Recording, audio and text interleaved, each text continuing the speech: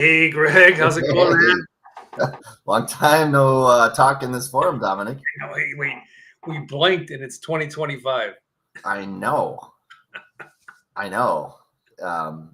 Nothing has happened since we've chatted, so it's basically just been very uneventful, and I'm being super sarcastic. No one would know that. A lot has happened, I know, for both of us. It has been, for me, an intense roller coaster. Such is life. Yep, that's how it is. Yeah. Well, welcome back, man. Yeah, you too. Glad to be back in the forum. Glad to be recording a little bit. As I've said to you, and I'll say to the viewers, don't expect a lot of greatness from me at this point. I have rust falling off every part of my body right now. So Rusty. Oh my God! Even including the iron in your leg. literally, yeah. Well, okay. I'm not going to show my leg, but I'll show the crutches. Yeah, little accident at the Urban Air trampoline park. Urban air. Unfortunately, that's the cool way of saying what happened. I don't particularly want to go into the full story, but well, I'll go into the full story. I got no shame. So, I wanted to. So there's this really cool trampoline park nearby my place, and me and my partner, friend, whatever we are, topic for another moment. But we're like, hey, let's go check out the trampoline park and see if it's good for Isla, my daughter. And so we're going and we're exploring all the things, and I'm having this like wild adventurous moment where I'm like dodging shit and I'm having a great time. And I'm like, oh my God, I feel like a man right now. And then I'm like, I'm gonna jump in this ball pit. So I jump in the ball pit, and I had this perception of it that it was about maybe 4 feet deep or so. It was about 2 feet deep, and the lack of my judgment of how far my foot had to fall was compensated by my fibula. That tension had to go somewhere, so I went to my fibula and put a good crack in it and got a full surgery. Have basically put no pressure on it for almost a month now. So I'm finally just like putting the tiniest bit of pressure on it right now. Should we say debilitating? Yeah, I think Life interrupting.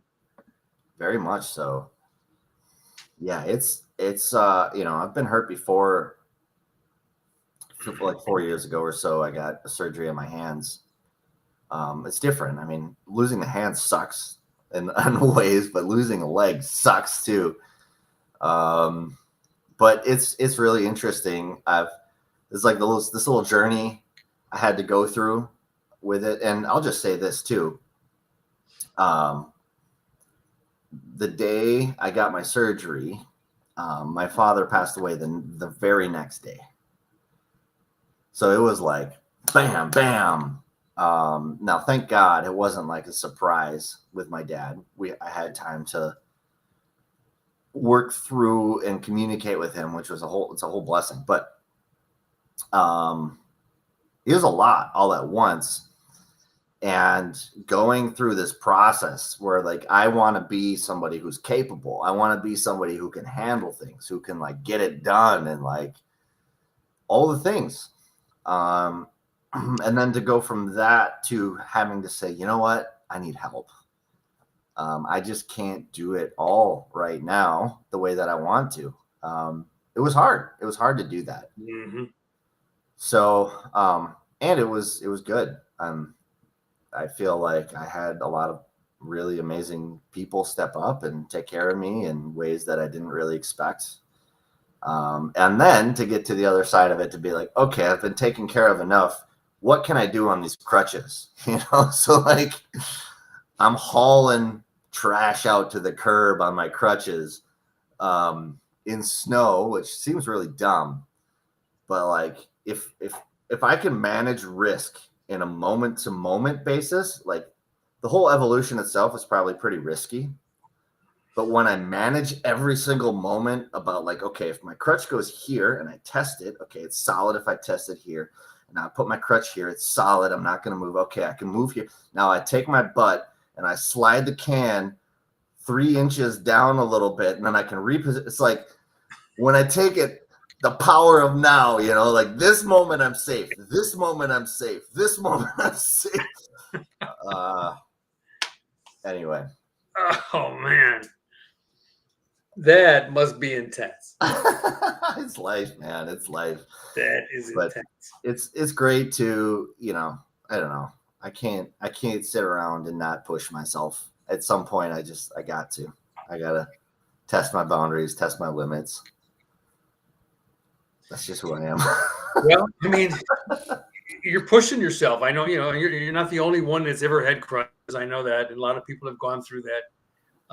And it's a great way to challenge yourself to do things that you aren't used to doing, getting out of the zone. It is. Yeah. It takes reframing.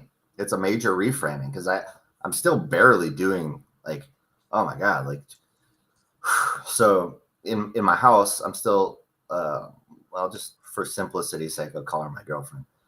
5 days a week, we have an agreement that we are cleaning 30 minutes a day. Mm-hmm. Well, I'm on crutches. I'm doing the best I can. You know, so sometimes it takes me a minute to pick something up off the floor, then crutch my way over to the garbage can and throw it away. Still counts. Still counts. I'm still doing it, right? Like, I think it's a beautiful lesson in just like accepting where I'm at and just doing my best. You could get a little stool and clean the toilet. I cleaned the toilet yesterday. I cleaned that little spot where sometimes, you know, like, I don't know if this happens to you. Maybe I'm the only man this ever happens to, where like a little bit of pee kind of goes around the outside of the bowl, like down on that little reservoir on the bottom.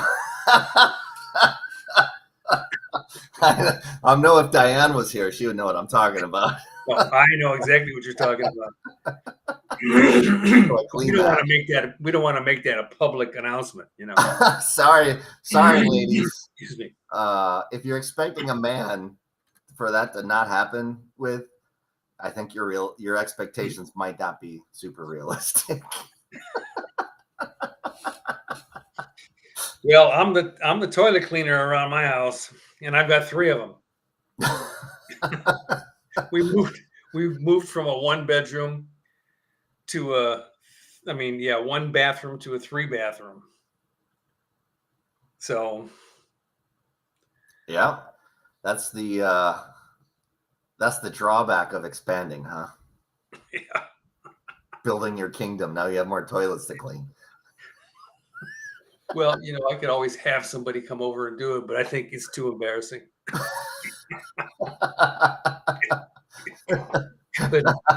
The look they gave you leaving the door.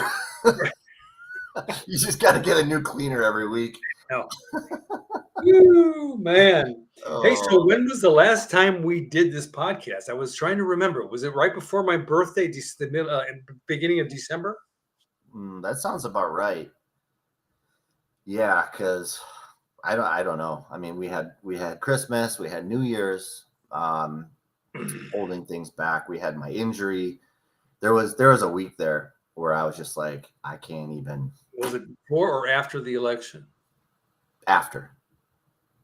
Okay. Yeah. Yep. Sure, I could find it here somewhere, but I'm not going to go digging. Yeah, we definitely after the election. Yeah, and that's been a whole intense thing since the election, man. Yeah. A lot of people hurting emotionally because of their person didn't get elected. Yeah. You know, and a lot of people, yeah, we won. You know, and I mean, I look at it. I've been looking at it a lot differently than I used to, and it's not like I don't see it as we won, my side won, or my side lost. This time, the person I wanted to get elected got elected. So I've been saying it as like, what do we need to do to move this fucking planet forward? Yeah. And I still get a lot of resistance. I mean, in my mind, I see there is huge potential now. And other people are not on board with that yet. So let's remove. I think I love where you're going with this. Let's remove people names from this for a second. I want to throw some people under the bus. Well, let's even remove the people that won out of the conversation for a second. Great idea. What is the basis, right? Because it's not the people. Like anybody could have gotten elected and anybody could have inspired this feeling you have. I think maybe not anybody, but somebody who brings forth this like possibility that you're talking about. So what is that possibility, do you think? Like, what is this hope? What is this opportunity that exists now without naming names, without like, what's different, do you think? I think it's the big picture of the planet. It's amazing to me how all of a sudden it's not just this thing called the USA, where I think the past 4 years has been very imploded, and now it's very exploded, and more people are paying attention. I think more people. I'm saying the word people. In my experience, I mean, I'm more inspired by the possibilities for what could be instead of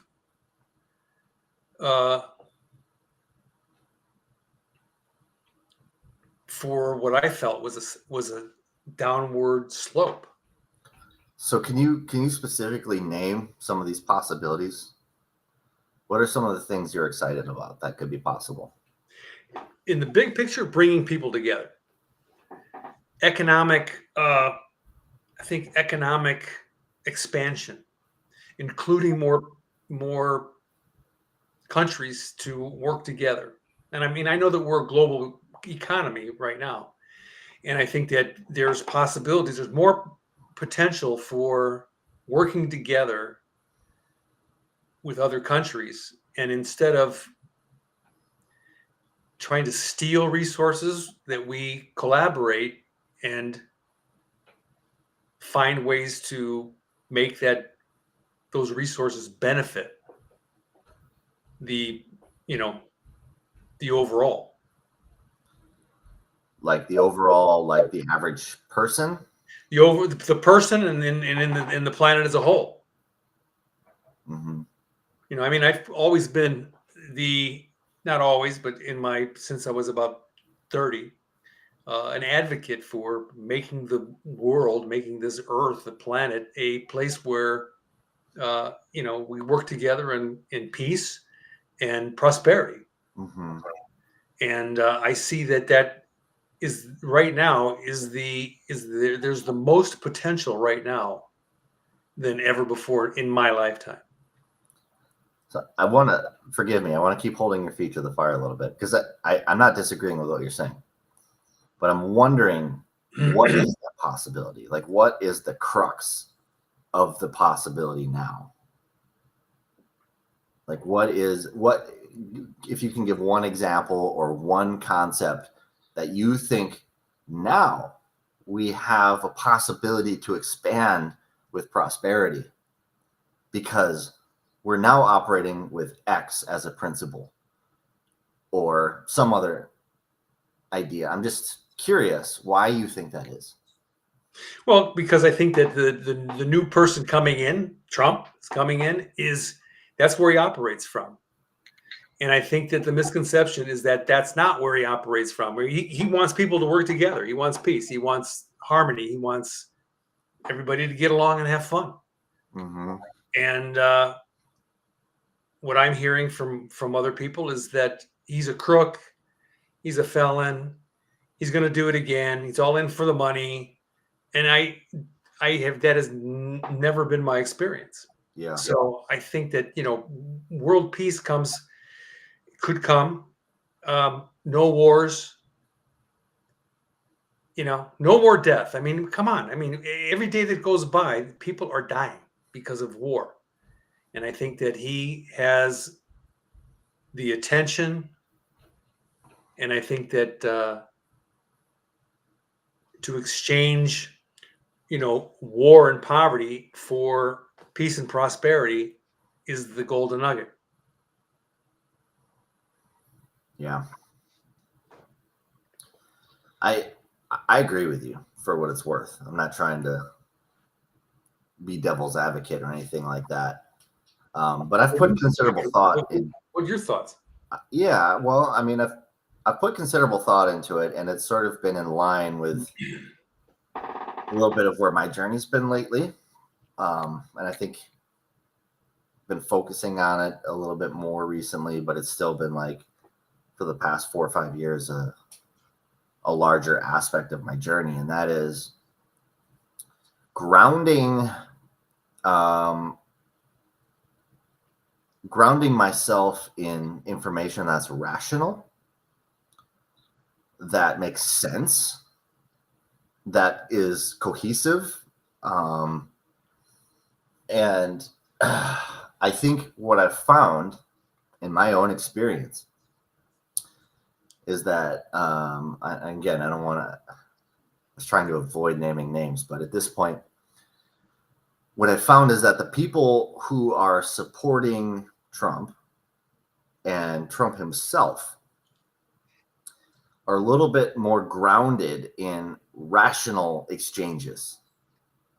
Like, I've been studying like the laws of logic and the law of non-contradiction, which is really like one of the most basic things we could ever imagine, yet so easily overlooked. And that is, and it shows up in my favorite book, Atlas Shrugged, too, which is we have to agree what, like in the book Atlas Shrugged, they talk about A is A.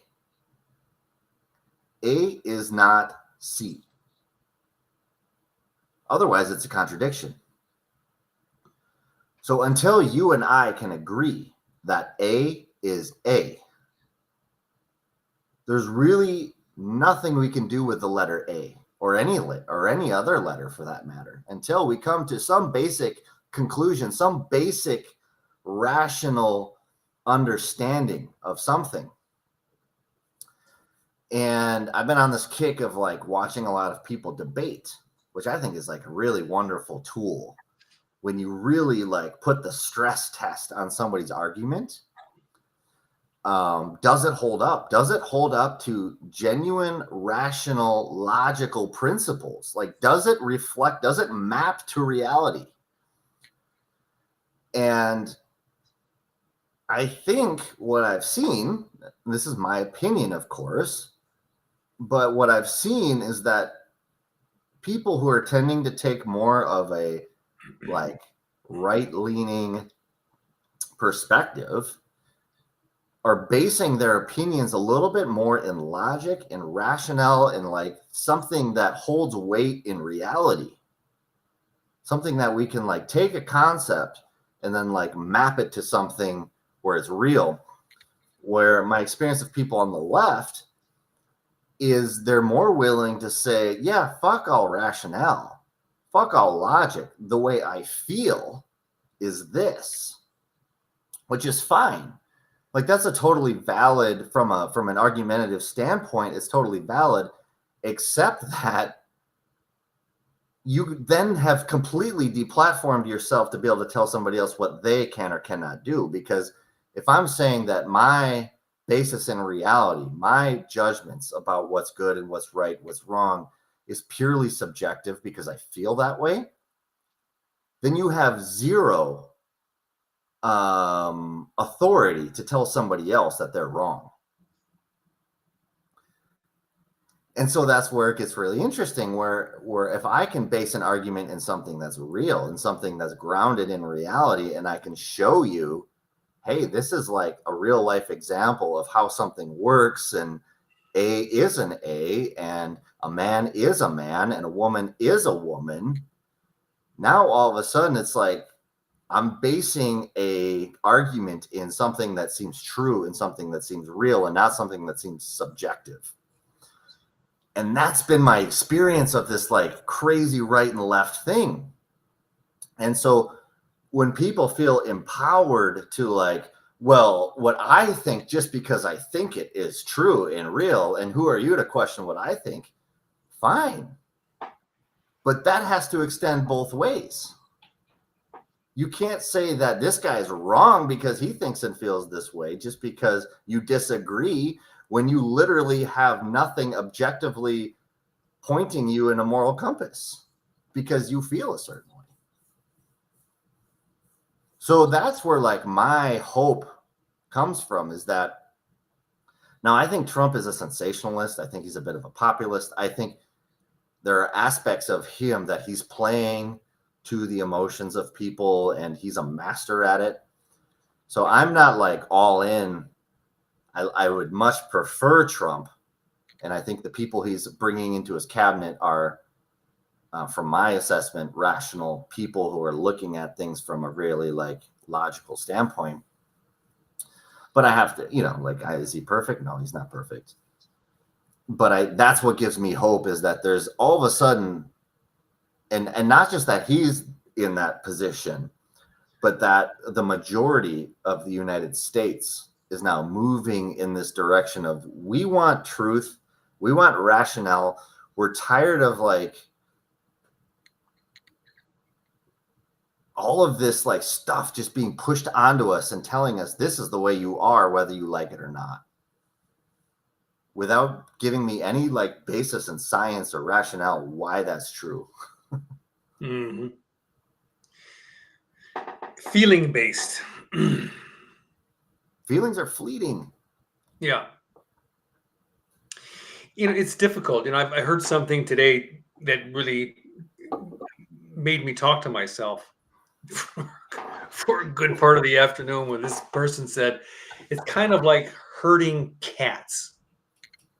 And it was a congressman, I don't remember who it was, talking to a reporter, and he said, it's like herding cats, like getting people to move in the same direction, because there's the left, and then there's the right, and then there's the Democrats, and then the Republicans, and the thing that he was talking about was that, well, we can all see each other's point of view, and we are very clear about making sure that other people understand their point of view, but I'm still voting this way. So it's kind of like, how do you herd? You ever try to herd? Can you imagine a cat being, or a group of cats being herd? It's like, for real. Sheep, okay. Cattle, yeah, okay. Maybe that's because they grow up in that environment. But then I think the added element that the T-Man brings to the table is direction. And it's not just direction.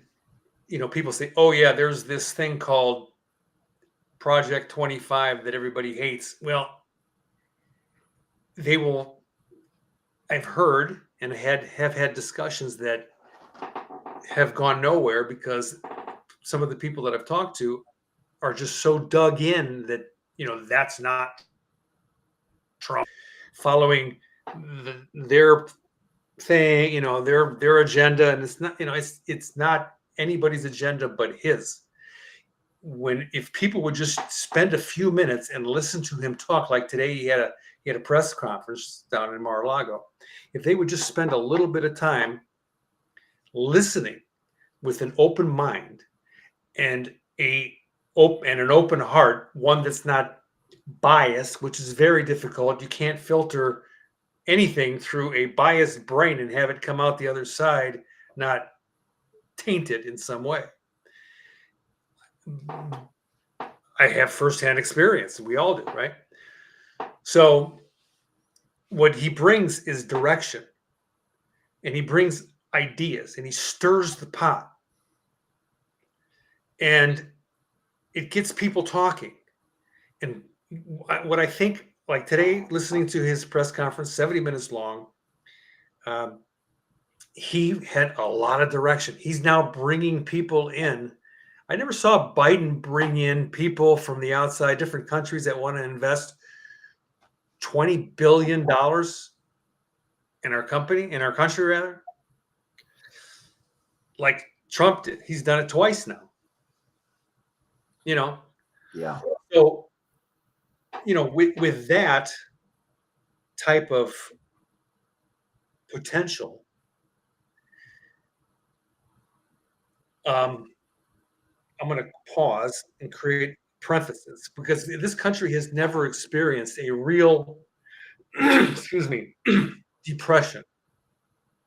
Like we can walk over to our dryer or to the laundromat and turn a button, a dial, and it'll dry our clothes. Now, I don't know how many countries that you've been in on the planet. I'm sure it's been quite a few. But most of the ones outside of the United States don't have gas pumped directly into their house. Now, think about that for a minute. It's such a convenience. It's such a normal convenience for us that we don't even think twice about it. Mm-hmm.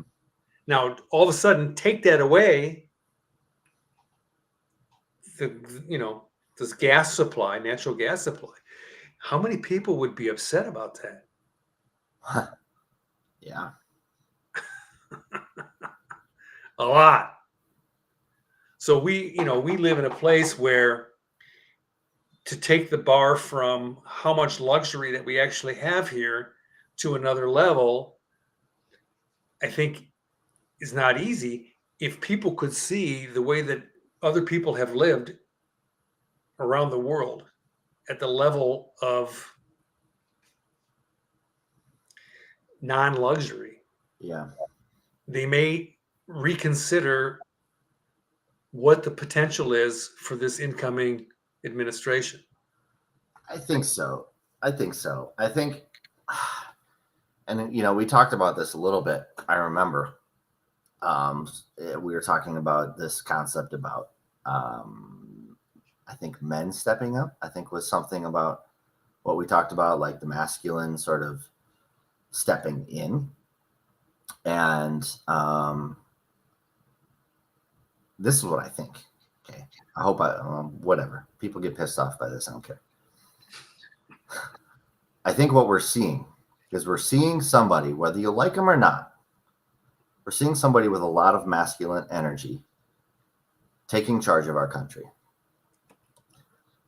Now, biblically, and I think just in a natural order of things, you'll find that the role of the masculine is to control chaos and create order. That's not to say that there's not a place for chaos. That's super important and necessary. Just as it's super important for order through chaos. Both are important. But my experience is that the people who are the most hurt by this election are women, particularly women who have deep masculine wounds in their life, because the last thing they ever want to do is give up what they've been working for the last 50, 100 years for, this independence, and now they see this. Whether it's true or not, it doesn't matter. And I'm not saying, like, this is anecdotal for me, but my experience of talking to a few women many women, is that Trump is somehow this representation of like removing rights from people and like scaling back, like going backwards and like going into this like controlling, hyper patriarchal, this everything that goes against what they've been programmed for the last 100 years in this country. Well, I would say I'm all for women, like you do what you want to do. I don't really particularly care. And same with men. You do what you want to do. I don't particularly care. But there is like a balance between the masculine and feminine. And what I've seen in this country is that this is my experience, okay, that this chaos has been largely in part because there has been this like strong feminine push for women to be like in charge and like to be in control, and like there's fine if a woman is fully capable, I don't care. But in general, men are a little bit more inclined to create boundaries, be like less controlled by their feelings, and can create a little bit more of like a rational landscape for people to exist in. And I think that's what we're seeing. So all that to say is like, it's kind of like a little kid who doesn't get their way. Oh God, this is the worst. I can't believe it. And then like a few years later, it's like, I'm so glad my dad helped me do that. I'm so glad he didn't let me get away with that. I'm so glad that finally somebody took charge of the situation and put some boundaries in place, even though it hurts. Mm-hmm. And that's what it feels like. It feels like Trump is this like hyper masculine dude who prickles people the wrong way, for better or for worse. It happens. And I understand why it happens. But ultimately, the meat, the substance of what he's doing is what everything you said, which is like, he's finding a way to create peace. He's finding a way to create some economic stability within our own country. He's finding a way to like quell some of the emotional upheaval and ground it in something that's going to provide substantial value, not just feelings, but something that's going to actually substantially benefit people. And I think over time that will win people over.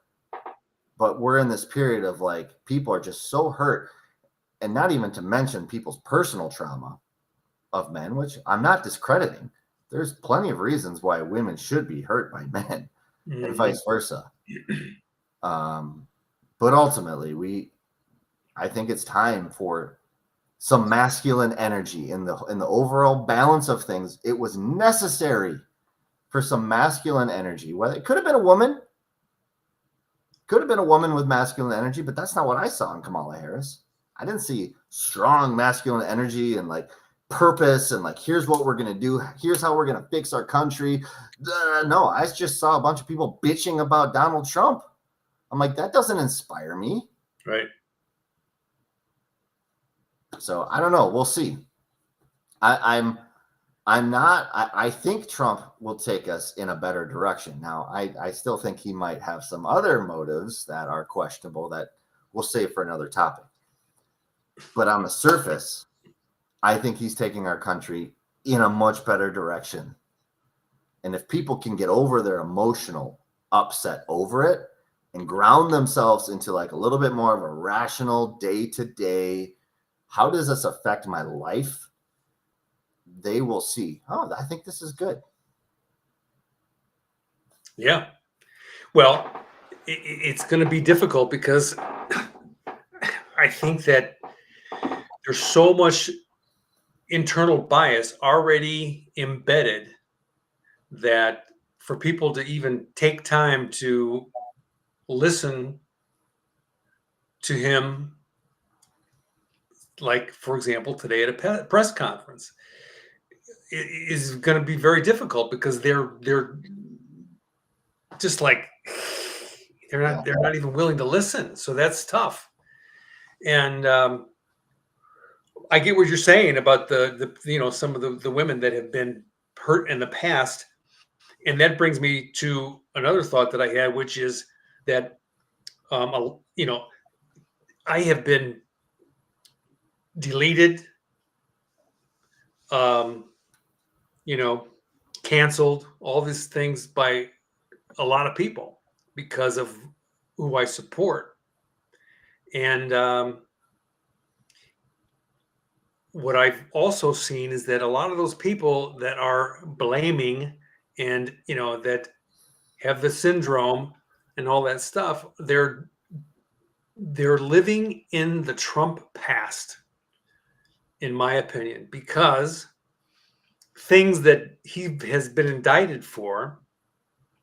I mean, what's the most recent thing besides J6, which was a bullshit story, in my opinion? Uh, 25, 30 years ago. So, this whole thing with that woman, I forgot her name.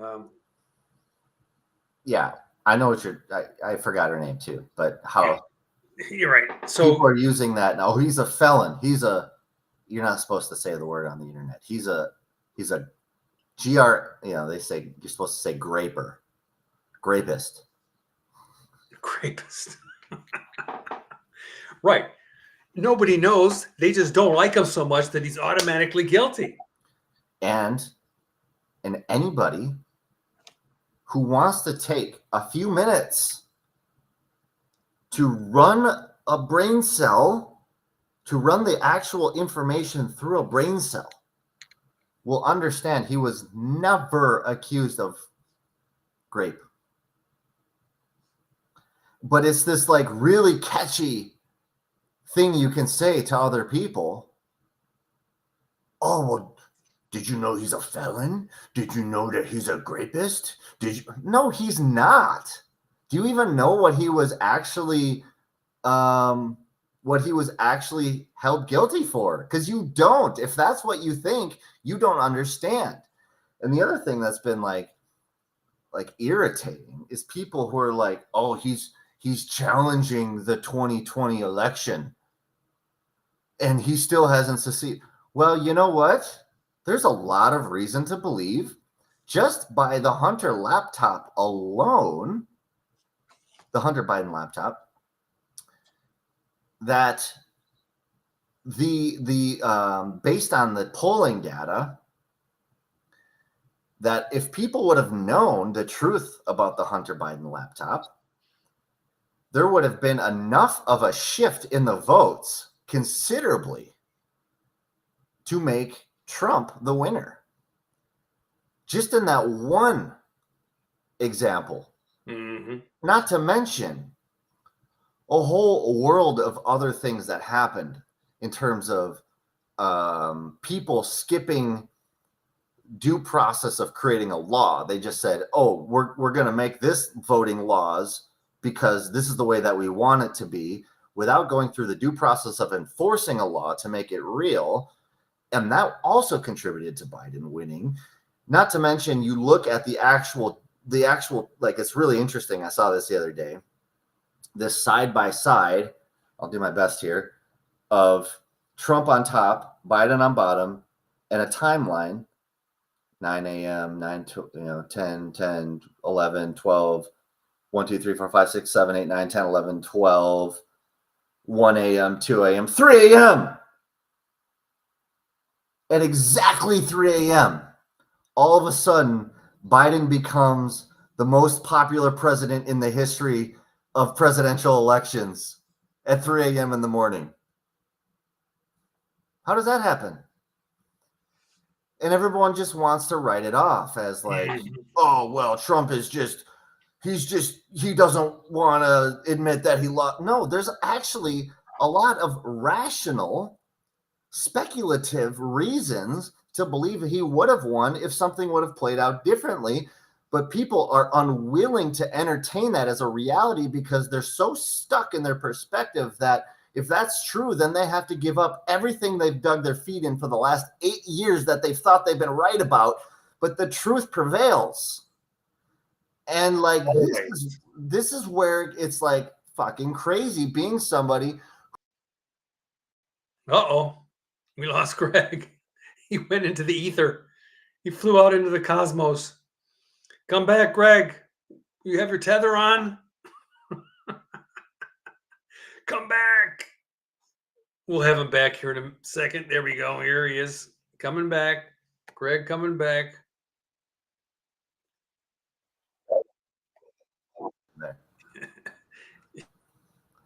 All right, I literally didn't even have my hands on the keyboard. That was God. Like, chill out, Greg. Like, all right, we're getting the message, dude. Just relax a little bit here. Somebody cut your tether to the spaceship. You were out doing a spacewalk. You're like unplugged. But that's the frustration, I think, of people who have been on the side of Trump. And not everybody, right? Like, I think the leftists do have some rationale in that, like, they call the Trumpers like cult followers and people who don't think for themselves, and they're just gonna like do whatever Trump says. I think there are some people who are like that. Now, I think it's I don't think it's as many people as they think it is. And I think that people like myself, and I think, I don't want to speak for you, but I think based on what I knew about you, people like you are genuinely interested in facts and real information and truth and what the hell is really going on in this world. And when I'm willing to put my own emotional opinion to the side and analyze, like scrutinize reality, it tells a very different story than what I'm hearing from people on the left. And it has nothing to do with them being on the left. It has everything to do with what's coming out of their fucking mouth. right. It's bullshit. Mm-hmm. Well, they say the same thing about me. You know, I know, but here's the beautiful. Sorry, Dominic, I don't want to cut you off. This will be the last thing I say. This is the beautiful not the last thing ever. This is the beautiful thing about a debate, is if you can actually sit down with a leftist, and there's some really interesting debates on YouTube you can pull up of people debating. And in debate, you have to use logic. You have to use reality as your basis. Otherwise, you're found out by a good debater, by someone who can ask you a series of questions to test your logic. You can be found out very quickly. And then you see, how do people respond? Once their logic fails, what do? Well, they resort to name calling. They resort to ad hominems. They resort to going off topic. They resort to anything but admitting to themselves, yeah, what I'm spewing is a bunch of bullshit. But anyone who has a sensible mind observing it will say, this person is rooted in rationale and logic. This person is rooted in something other than that. Mm-hmm. Over time, I believe rationale and logic, particularly if enough people are accepting it, that's going to win out. All right, I digress. And I agree 100% that it will win out. However, herding cats. So how do you herd someone to watch the rationale? So like I dared someone today. I said, I dare you to watch the whole debate, the entire thing, 70 minutes long. Oh, I did. I said, you watched the whole entire thing. Well, I watched the news clips and I watched several YouTubes, but it's all a bunch of pieces. Would they watch the whole thing to form their own opinion, or were they getting their opinion and conclusions from other people? They were, this person was getting it from other people. And I think that like I like to watch C-SPAN. And C-SPAN is one of those, like, gotta sit and watch the whole thing. And I put it on I actually have 4 screens because I have 2 laptops and 2 other screens. So I can put, and I can listen in the background. And, when you listen to debates, like the congressman asking questions of people that they've called in for questioning for a hearing, right? I can listen to those and in my own mind determine if, hearing the words that those people use, but we didn't, but I, all this stuff, listening to the language and forming my own opinion about whether this person is really totally legit or they're telling the truth. And I think that this is what people won't do. They're so biased that they won't even turn the channel just to get a different glimpse. Yeah. Well, I think that that's what we're up against, and then go back that out, or peel that onion back a little bit, and you see, well, look at the corruption that happens in the media on both sides. Yeah. All the things that they make up shit just so that they can have a narrative that can be aligned with whatever news organization they represent. So anyway. Well, interesting to say. I think that's the mission, Dominic, and I think that's in part why I want to keep doing this podcast with you, is because I feel like, okay, so I just pulled up the laws of logic. Okay. The laws of logic are fundamental axiomic rules upon which rational discourse itself is often considered to be based. And I don't think anyone, if you dispute these rules, you don't have a chance. And I think that's part of what I have to accept, is that if somebody isn't even willing to accept logic as a real entity in life, good luck, man. I don't know what to do with you. So here's the three laws. The law of identity, as I said before. A is A. P is P. That's it. Mm-hmm. There's the law of non-contradiction. P is not a P. So P is not an A. P is not a Q. P is a P. The law of excluded middle, which is it's either P or it's not a P. If you build every single thing that comes out of your mouth on those three laws, you will vote for Trump. If you are basing your world based on something else, well, I feel like P is a D. Okay.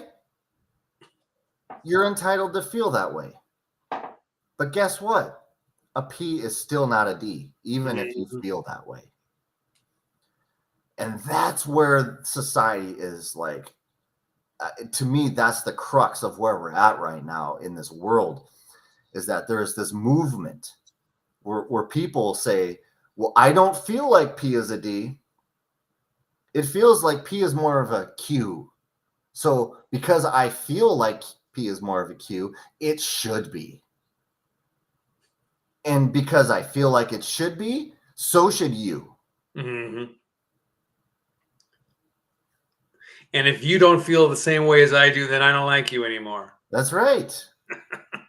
And instead of and it has nothing, and here's the thing, right?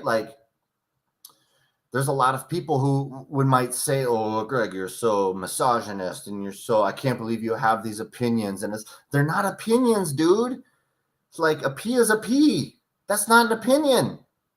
That's reality. That is fact. That is how you build a civilization. If you cannot agree that a P is a P, you're literally everybody's in fairy tale land doing whatever the fuck they want, whenever the fuck they want. How can you possibly build a cohesive society on those sort of principles? You cannot do it. Well, you can, but it's going to be a crazy shit show like the one we've been living the last 8, 10, 20 years. Mm-hmm. And the more that this stuff gets injected into our consciousness, it's like, this is okay.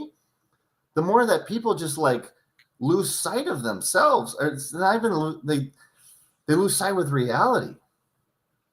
That there is a reality, that there is an objective truth. That's hard. That's, for some people, that's really hard to wrestle. Mm-hmm. That objective truth is real.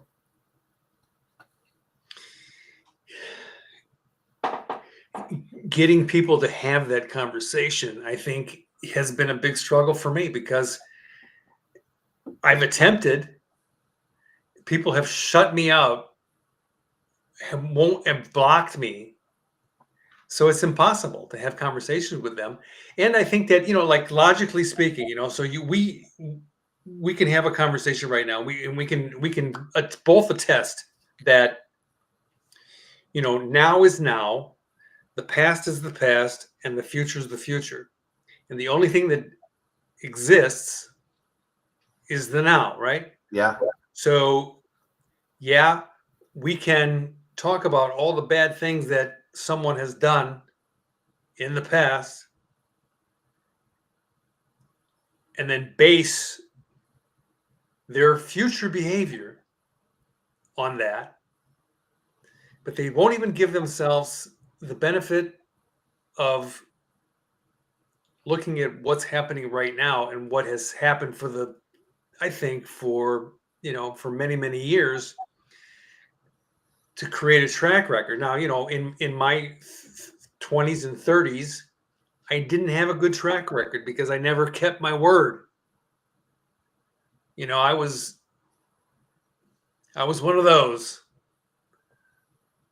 And people didn't trust me. Even my own parents told me, oh yeah, Dad, I'll come and see you, or I'll come help you with that. And I wouldn't show up and, lie to my friends. I mean, I've had this conversation with you before. We've talked about this. I've shared this. I'm not ashamed of it.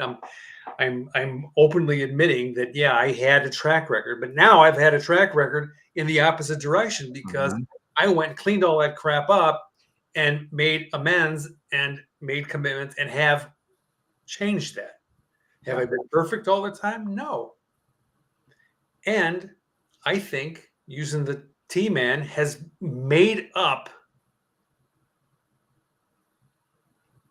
and has a track record that people aren't looking at. Yeah. So I agree. Anyway, yeah, great topic. We can talk about that for a long time. So, at least for the next 3 years, we can talk about it. Yeah. So those of you who have graciously, is that the right word, listened to us or suffered through the last 50 minutes of our conversation, you're all invited. I mean, this year, we can open it up. Nobody's really joined us, but we have the ability to have 8 different people on here.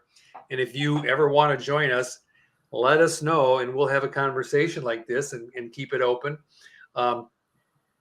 So we came close to a name.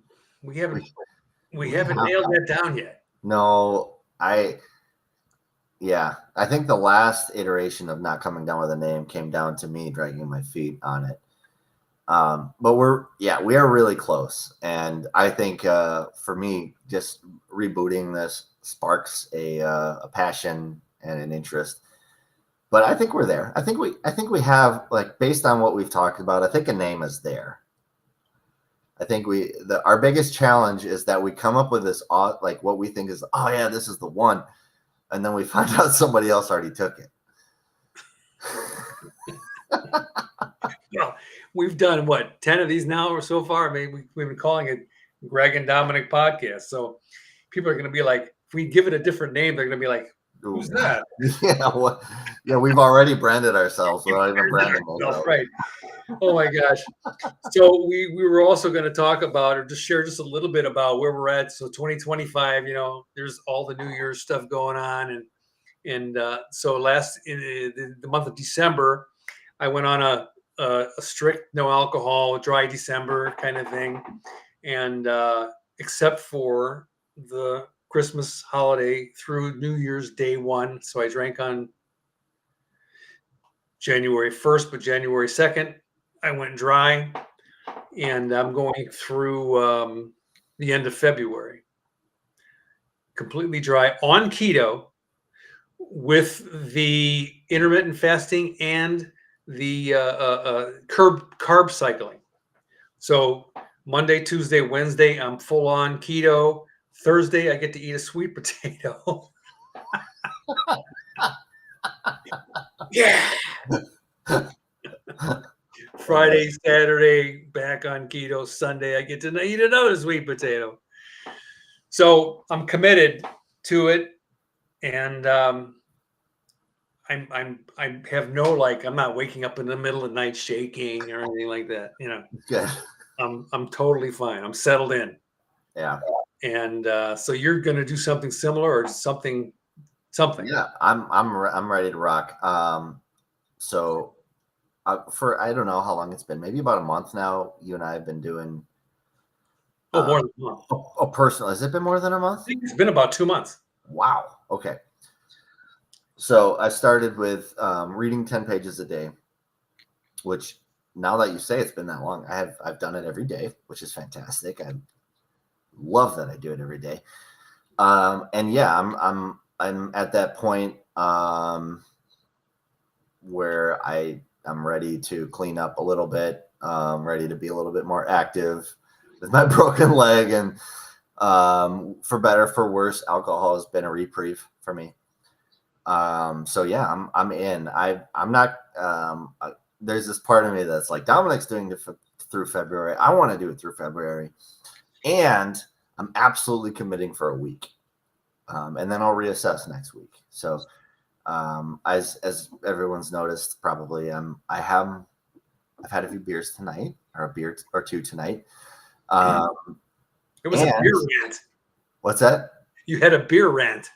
A beer rant? Is that what it was? Oh shit!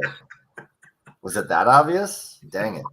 No. Anyway, so yeah, I'm excited to go for a week, and what I've like this. I was saying this to my partner Ish earlier. It's like it gets to a point where I wake up and I just feel a little bit fuzzier. I feel a little bit more disconnected, a little bit more tired. Like I didn't sleep quite as well.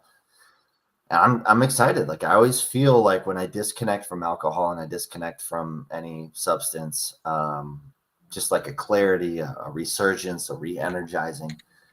So I'm excited for that. So this next week I'm in, and then maybe next week I'll recommit for another week, or maybe through February, we'll see. But right now a week sounds manageable. So I'm going to do that. Baby steps. That's it. And, same thing with me. I mean, I have used so what we do, for those of you who are wondering, so when I finish, I have an agreement to do a minimum of 30 minutes of exercise. So when I'm done, I get on the thing and I text Greg, exercise done. So I'm holding myself accountable using Greg as my accountability buddy. Yeah. And that's been working, and I appreciate it. Thank you for doing that, for being willing. And yeah, so we'll continue to do that, and we invite all of you into the fold. So come on, join us. Open forum, we'll chat. We have Susanna, who's in Zalina, in not Bulgaria. Where's she from? Czech. Remember. Not. She's living right now in Prague. Isn't Czech Prague? It is Czechoslovakia. Oh, the Czech Republic, but she's living there. She's not from. I see. She's from the next country down to the right, east. I forgot what it is. The name of the town that she lives in is called Zalina. I feel such like an ignorant American right now. I'm so sorry, Susanna. I don't know shit. I don't think. Are you still there? Is there somebody watching? We're being spied on. That's the idea. Who's watching?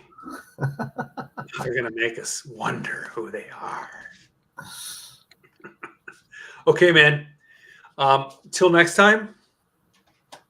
Glad we're back. Have a great week, and we will see you next time. Right back at you. Goodbye, Thanks, Greg. everybody. Bye for now. Peace out. Have fun.